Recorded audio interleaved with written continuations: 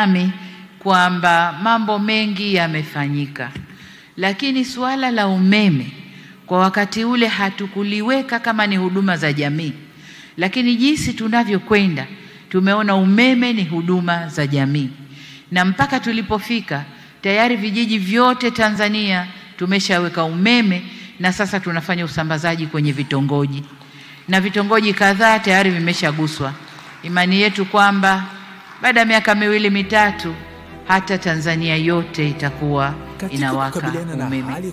Tuna shida ya kukatika kwa umeme. Kazi ni hiyo mnaona. Tunajenga njia mpya za kusafirisha umeme, tunajenga station za kupoza umeme ili kufanya umeme utulie, kwa sababu umeme upo kwa wingi. Bwawa limekamilika, linazalisha sasa hivi megawatts karibu 3000. Umeme upo kwa wingi, linazalisha karibu megawatts 2000. 1000 nazo zilikuwepo kabla. Kwa hiyo kwa Tanzania sasa tuna 3000 kama na 600. Umeme upo kwa wingi, lakini mgao kuupeleka umeme ndio tatizo. Hiyo kazi tunaifanya kwa nguvu zote ili Tanzania yote wapate umeme wa uhakika.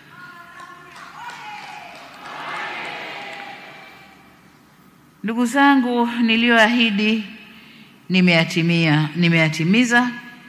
Nitumie fursa hii kuzishukuru mamlaka za serikali za mitaa kwa ushirikiano mkubwa mlioutoa kwa serikali kuu katika kusimamia kazi hizi ambazo zimefanyika. Kama nilivyosema, nyinyi ndio moyo wa serikali kuu. Fedha inayokuja kule, wasimamizi ni nyie, na nyinyi ndio mnasimamia maendeleo kule. Mheshimiwa Mwenyekiti na wajumbe, pamoja na ahadi nilizozitoa nilipozungumza nanyi mwaka ule 21, niliainisha pia changamoto za kufanyiwa kazi. Miongoni mwa changamoto hizo, kwanza ilikuwa ni usimamizi madhubuti wa mapato kwa kutumia mifumo ya tehama. Lakini la pili ilikuwa kuwachukulia hatua maafisa wabadhirifu, na ndio ile nilisema mikeka na kuchuja. Wabadhirifu, wazembe, wanani wote tumechuja, tuko 85%. Lakini pia tulisema mipango ya halmashauri izingatie vipaumbele vilivyoko katika dira ya taifa, na nadhani kwa sababu tunakwenda kumaliza dira, halmashauri zimefanya hivyo. Lakini mmetoa maoni vizuri kwenye dira yetu mpya inayotoka 2025 hadi kule 50. Mmetoa maoni vizuri kwa mipango yenu iende ikaangalie maoni mlioyatoa kwenye dira mpya ambayo karibu tutaizindua. Lakini jengine tulisema halmashauri kutenga siku maalum kusikiliza kero za wananchi. Hapo bado tunasuasua, hatujafanya vizuri sana. Bado tunasuasua. Lakini hata hivyo nafarijika kwamba halmashauri nyingi ziko kwenye hatua mbalimbali za utekelezaji na chache ndizo bado zinasuasua. Lakini naamini wote tunatambua umuhimu na uhalali wa maelezo yale, na mtaongeza kasi katika utekelezaji. Ndugu zangu, changamoto zinazobidi kufanyiwa kazi zaidi. Hizi changamoto zilikuwa za mwaka ule ambao tulizungumza, tumezifanyia kazi, lakini bado kuna changamoto zinahitaji kufanyiwa kazi zaidi. Sasa niseme, pamoja na mafanikio ya utekelezaji wote ule kupitia ziara zangu mikoani na mrejesho naopata kutoka kwa wananchi kwa kutumia njia mbalimbali, bado zipo changamoto ambazo Mungu akitupa uhai inafaa tushirikiane kuzifanyia kazi kwa juhudi zaidi. Kwa hapa nitagusia changamoto 3 kubwa. Ya kwanza, umakini zaidi kwenye ukusanyaji wa mapato na matumizi.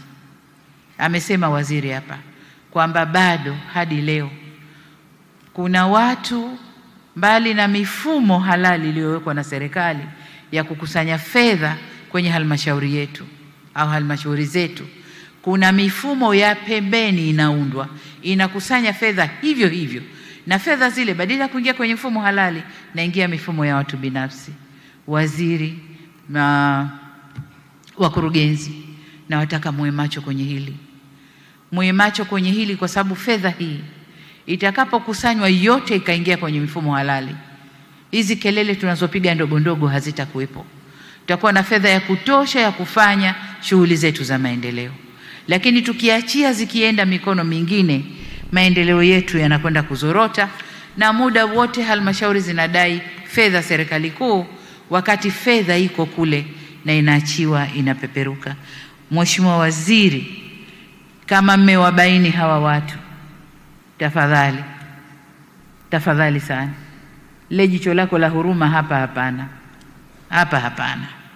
Lakini wengine kama alivyosema wamethubutu kuja na risiti, lugha siku hizi risiti feki, lakini ni risiti za udanganyifu, sio risiti halisi. Huko wanakusanya mapato lakini kwa risiti zisizo halisi. Au kama mwagundua, waziri, hapa sina mswalie Mtume, ukishindwa kuwachukulia hatua hawa, takuja kukuita nikuuliza umefanya nini. Hukufanya kitu, mimi nafanya kwa wao na wewe, wao ambao umewasamehe na wewe uliyesamehe.